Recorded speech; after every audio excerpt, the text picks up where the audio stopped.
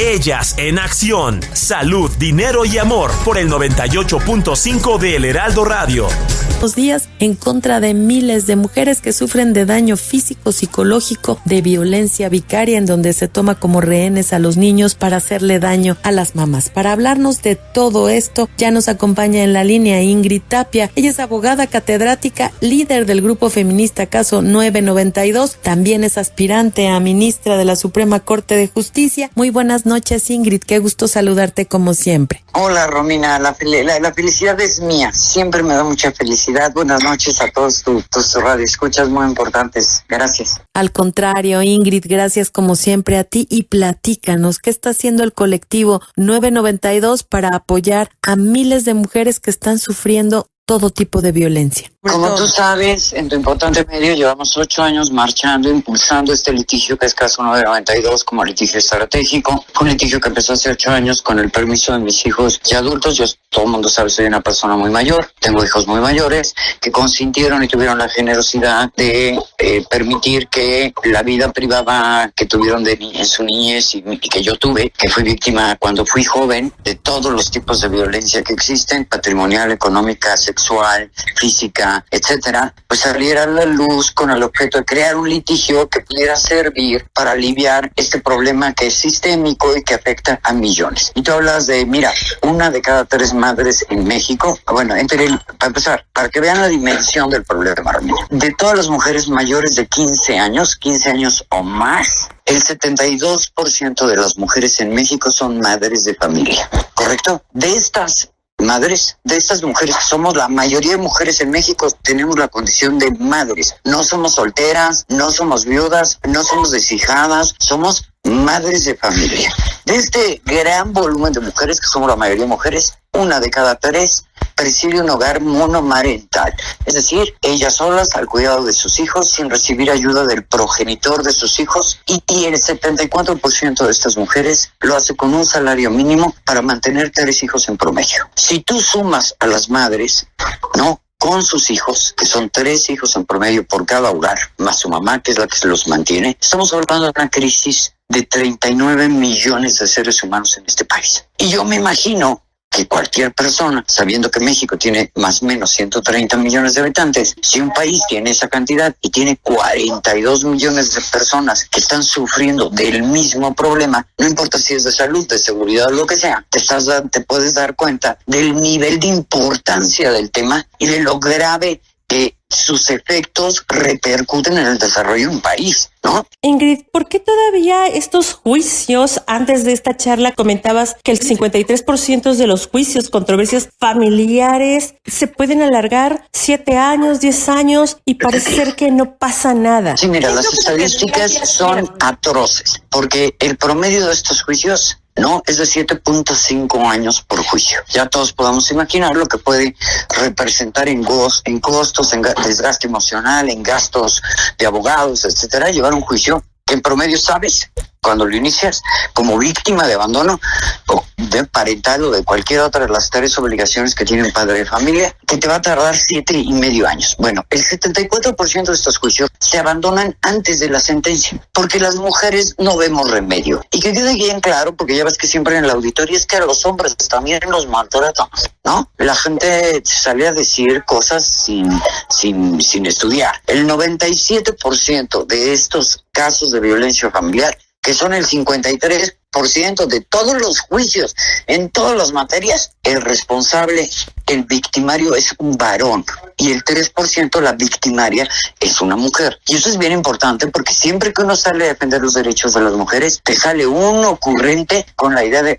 es que las mujeres también son malas. En efecto, compañero, el 3%. El 97% estamos hablando, hermano, de hombres que han lacerado brutalmente a sus hijos y a su esposa y que no cumplen ninguna o cumplen mal y alguna, en el mejor de los casos, de sus obligaciones, que son de manutención, de cuidado del hogar y crianza de los hijos, que son los 3 deberes esenciales que cualquier persona desempeña en el seno de un hogar cuando tiene la condición de madre o padre. No vas a aventar el varo, hijo, no basta, no, tienes que hacer las 3. Bueno, la verdad es que por eso nosotros decidimos encauzar nuestras baterías hace 8 años en llegar a la Suprema Corte para pedir la modificación, hoy lo estamos haciendo, de 7 criterios que son lo que facilitan que esto ocurra. ¿Cómo hacemos para lograrlo? Pues el único modo que encontramos nosotros, legítimo, ¿no? Porque bueno, también está la revolución, pero nosotros optamos por el legítimo, es pedirle al máximo tribunal de un país que modifique los criterios que facilitan la violencia sistémica contra las mujeres y los niños. Y eso es el caso 992. O sea, la relevancia, el beneplácito que hemos tenido, el acogimiento muy amoroso de los medios de comunicación, muy solidario, es porque, bendito Dios, hay personas que sí entienden el nivel de la crisis y hay personas que sí entienden lo prioritario que es aliviar la situación de estos millones de seres humanos. Claro, Ingrid, ¿y se está realmente haciendo eco en los juzgados, en los tribunales, los jueces? Porque las leyes pueden decir unas cosas, pero la realidad es otra. Sí, pero mira, tiene que ser buena la ley. Tiene que ser mejor que la ley, la interpretación de la ley, por eso ocurrimos al máximo tribunal. Ayer apenas nos acusaron la facultad de atracción en este asunto importante para modificar estos 7 criterios. Nosotros hacemos votos porque entre los ministros que hoy están en la Suprema Corte exista un hombre o una mujer de la primera sala con la decencia, la integridad y la cabalidad suficientes para traer un asunto. Llegamos en un momento que no lo escogimos las víctimas, nunca escogen su momento, ¿no? En que tú sabes, está complicada la elección, van a salir en unos meses los ministros que hoy están, serán electos otros ministros y nos apura mucho llegar en un momento tan crítico y tan álgido, pero confiamos que con una mujer o un hombre de los que hoy están, que tenga la decencia de voltear a ver su propia familia y a una mujer abandonada y lo que pasa en la realidad atraiga y resuelva haciendo justicia en México, porque mira, Romina, estamos en 2025. Justo este año celebramos 50 años de que en la Constitución se elevó el derecho de igualdad entre varón y mujer, ¿no? En cumplimiento de un tratado internacional. ¿Cómo es posible que 50 años después sigan persiguiendo a las mujeres que salieron corriendo de su casa para salvar a sus hijos y su propia persona? Oye, Ingrid, ¿qué tendría que estar pasando o cuántos años más tú hablas? Bueno, pues fuiste víctima y hoy tienes una lucha bastante amplia en pro de los derechos de la mujer, de que verdaderamente se haga ley dentro de los juicios. ¿Qué tanto y cómo estás viendo? ¿Es posible que en breve esto pueda modificarse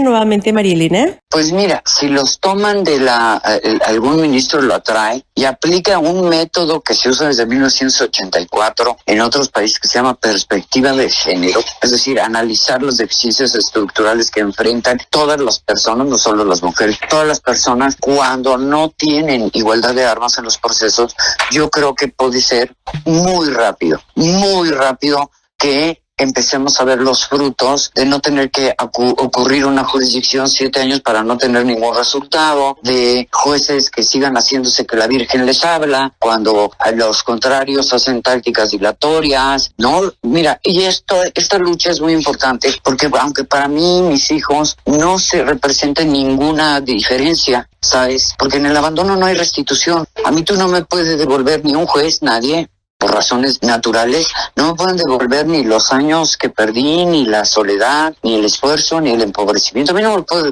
regresar, no hay restitución, lo que hay es compensación. Y aunque mi juicio, o mi condición personal, mejor dicho, no se modifique por el resultado de estos amicus curiae y de esta acción, sí puede ser una diferencia muy grande para las mujeres de tu edad, jóvenes, las que están haciendo ahorita frente a la crianza de sus hijos pequeños y de todas las mujeres que vengan en este país. Y yo creo que un país, con todo cariño y lo digo, debe de avanzar y solo puede avanzar si incorpora a la totalidad de sus miembros en el progreso y en la felicidad y en la vida. Eso de que México progrese algún día dejando atrás a las mujeres y a los niños, pues se ve muy improbable, ¿no? Por decirlo de la forma más elegante. Entonces yo creo que si los ministros en verdad, aunque sea en su último periodo de ejercicio, quieren reivindicar a las madres de familia de México, van a hacer. Porque peor condición que nosotros, las madres abandonadas, o las que nos casamos con una persona violenta, las únicas madres que tienen peor condición que nosotros son las madres buscadoras, que andan escarbando con sus manos en busca de los despojos y los restos de sus hijos. Pero a excepción de las madres buscadoras, lo peor que te puede pasar en este país es ser madre de familia.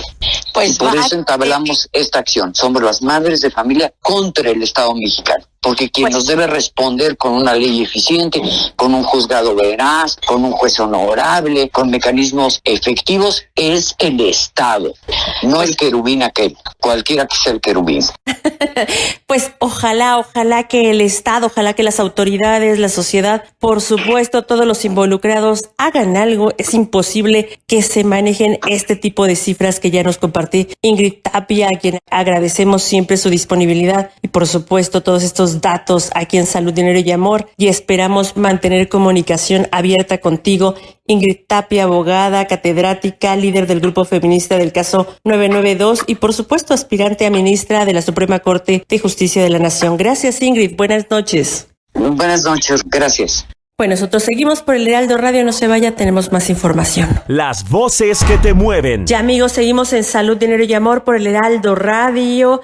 Y el tema de los aranceles que Estados Unidos prevé imponer o impondrá a México y Canadá, además del sector automotriz, hay otras afectaciones, se pueden sondear también cuáles serán las repercusiones para la industria norteamericana. De esto platicamos el día de hoy con Roxana Muñoz. Ella es Senior Credit de Moody's Rating. Muy buenas noches, Roxana. Qué gusto saludarte. ¿Qué tal, Marilena? Buenas noches. Un gusto estar contigo y con tu auditorio. Muchas gracias, Roxana. Al contrario, oye, ¿cómo estás viendo esta decisión de aranceles? Y fíjate que nosotros esperamos que si el próximo mes se imponen los aranceles de Estados Unidos del 25% sobre todos los productos provenientes de México, va a haber consecuencias muy importantes, como bien lo mencionaba, sobre todo para el sector automotriz mexicano. Sin embargo, también estamos viendo que hay otros sectores que van a enfrentar riesgos más moderados, no tan fuertes como los del sector automotriz, pero me parece que todos los sectores de alguna manera se van a ver impactados. Roxana, muy buenas noches. Te saluda Romina Román. ¿Y cómo estarían ustedes viendo el impacto que tendrá la aplicación de aranceles al acero y al aluminio? ¿Cuáles serían las consecuencias? Sí, depende de cada sector y como bien mencionas la parte de los aranceles a estos materiales, todo depende de cuánto vayan a durar los aranceles y cuáles vayan a ser medidas adicionales que se tomen. Entonces, por ejemplo, el sector automotriz y el sector autopartes van a ser los más impactados, pero también hay otros sectores que dependiendo de los productos a los que se les impongan los aranceles, va a ser la magnitud del impacto. Por ejemplo, en el sector eléctrico tenemos una baja exposición de los aranceles, como para la CFE, por ejemplo, pero el impacto no es directo de las tarifas, sino de las consecuencias que pueden tener estas tarifas, porque los aranceles pueden debilitar las perspectivas de crecimiento de la demanda en el país y esto va a hacer que se reduzcan las oportunidades de negocio tanto para la CFE como para algunos participantes privados. Entonces el impacto no nada más es de un sector, sino que todos los sectores y toda la economía se puede ver impactada. Roxana, ¿hay indicios de que esto se pueda llevar a la realidad conociendo la historia de Estados Unidos y por supuesto de México y Canadá? Creo que tenemos que esperar porque es importante recordar que, bueno, tanto Canadá como México somos de los más importantes para la economía de Estados Unidos en términos de lo que aportamos al consumo. Entonces, los tres pueden verse impactados. Entonces, todo va a depender de la magnitud, del tiempo y de los productos que se vean afectados, pero sí puede tener una consecuencia para los tres países. O sea, no es que Estados Unidos los imponga y ellos no se vean afectados, pues evidentemente su consumo también va a generar una inflación en su lado. Entonces, los tres países van a tener un impacto en caso de que se pongan estos aranceles. Roxana, se ha hablado mucho de los planes B de diversificar exportaciones, pero ¿no te parece que es demasiado tarde para iniciar estas acciones? Desde el punto de vista de la calificadora, lo que estamos haciendo nosotros es justo identificar cuáles son los sectores que se pueden ver más impactados, ¿no? Lo que nosotros hicimos fue identificar los riesgos o una alta exposición que pueden ser para el sector automotor, autopartes, pero también estamos evaluando cuál puede ser el impacto en otros sectores, que puede ser un impacto moderado, por ejemplo, en productos químicos, en el sector de consumo, minorista, en la minería. Entonces, por nuestra parte, que lo que sí estamos haciendo es tratar de identificar los riesgos en cada sector y ver también cuáles son los mitigantes que las diferentes empresas o los diferentes sectores tienen. Hay empresas que las exportaciones representan menos del 10% de sus ingresos y tienen ya una diversificación geográfica importante. Entonces, hay medidas que las empresas pueden tomar. Vemos que al menos las empresas que tenemos calificadas tienen bajo endeudamiento, tienen una fuerte posición de liquidez. Entonces sí está este riesgo, pero también reconocemos que dependiendo de cada sector hay mitigantes que se pueden estar implementando desde ya. ¿Y cuáles serían estos mitigantes, Roxana? Los mitigantes es la parte de exportaciones que se tienen en Estados Unidos, empezar a buscar otro tipo de mercados, otros países. Otra de las cosas es que las empresas, si hay como una contra aranceles, pues puedan empezar a buscar de dónde importar los bienes de otros países. Entonces, la diversificación es uno de los mitigantes más importantes y que esto hace que se limite la exposición a los riesgos.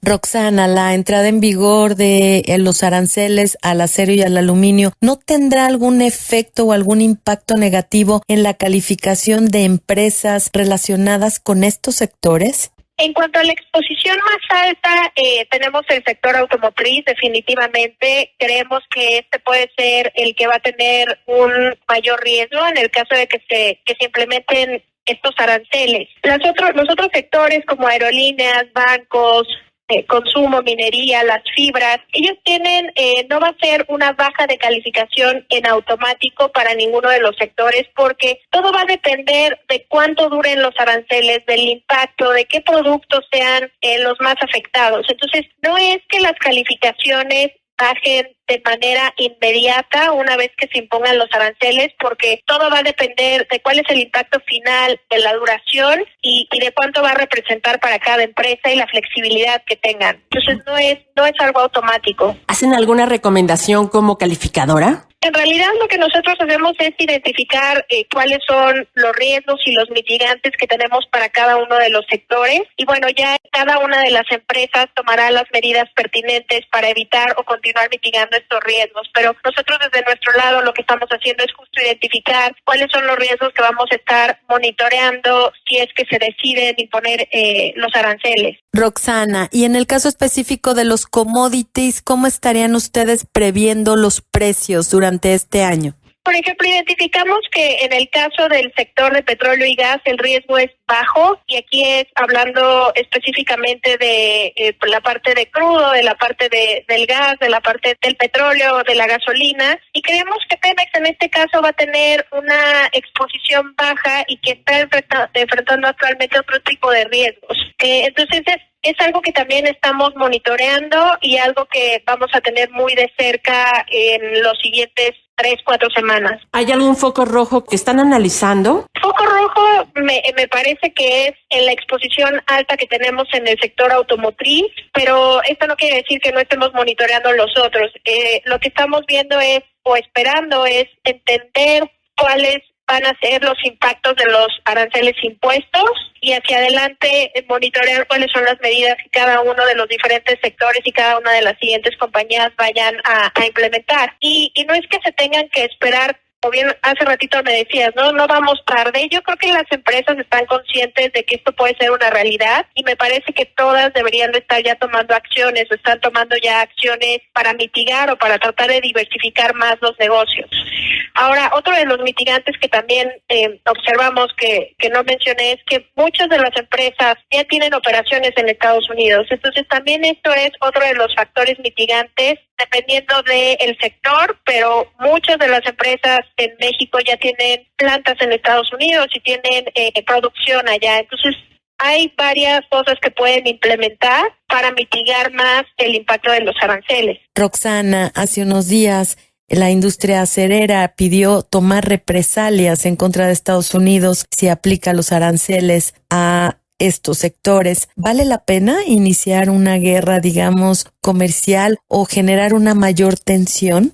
Aquí tendríamos que ver el caso específico, ¿no? Y también qué medidas se estén planeando tomar, porque tanto las medidas en represalia como las medidas implementadas siempre van a tener un impacto en la economía y sobre todo la incertidumbre de inversiones hace que se paren, ¿no? Que se pausen. Entonces, creo que sí tendría que haber un análisis sobre cuáles son las represalias, cuáles son las medidas, cuáles pueden ser los potenciales mitigantes.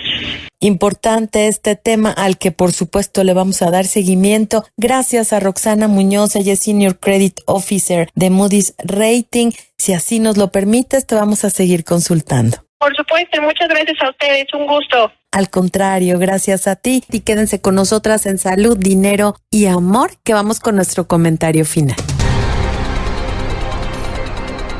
El comentario final en Salud, Dinero y Amor.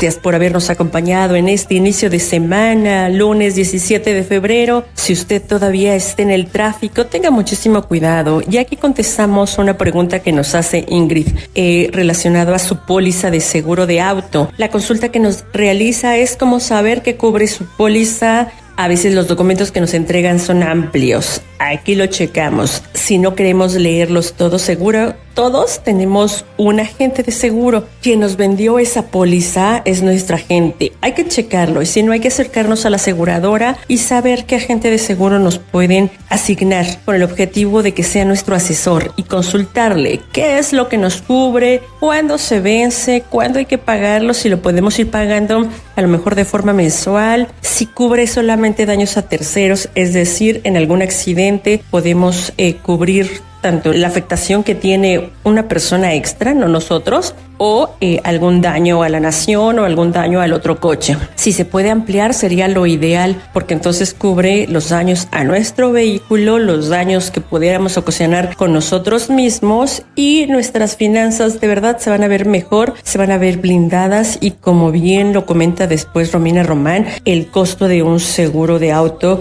es muchísimo menor que el costo que puede generar o que nos puede representar en su momento un accidente. Cuídese muchísimo, verifique sus datos y aquí le agradecemos muchísimo la confianza y este tipo de consultas. Y ahora sí, Romina Román, te paso los micrófonos, amiga. Como siempre, un gusto hacer este programa contigo. Gracias, María Elena. Como siempre, el gusto es mío y es cierto. Es importantísimo considerar al seguro como una alternativa, no solo de autos, sino de casa, gastos médicos. Es bien relevante que tengas en mente que es mejor tenerlo y no utilizarlo que necesitarlo y no tenerlo. Esto hazlo por tu tranquilidad y por tu patrimonio. Hay muchísimas opciones en el mercado de distintos precios. Piénsalo.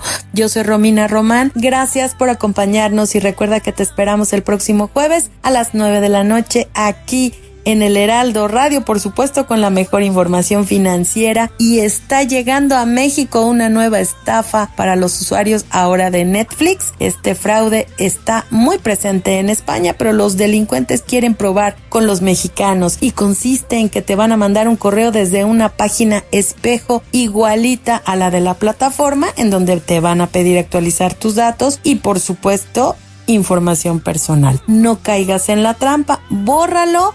Y si tienes alguna duda, mejor manda tú un correo o llama directamente. Gracias en los controles y en la producción a mi queridísimo amigo Martín el Capi Quirino, que se está aplicando. Gracias nuevamente a ustedes por acompañarnos. Cuídense, que siguen las enfermedades respiratorias a todo lo que da. Muchísimos acabamos de salir de la gripa, muchos más tienen tos, así es que si no mejoras, consulta al especialista. Que pasen un extraordinario inicio de semana. Y a María Elena Vega y a una amiga y servidora, Romina Román, no nos resta más que desearles salud, dinero y amor. Salud, dinero y amor con María Elena Vega y Romina Román. Sigue teniendo una excelente noche por el Heraldo Radio.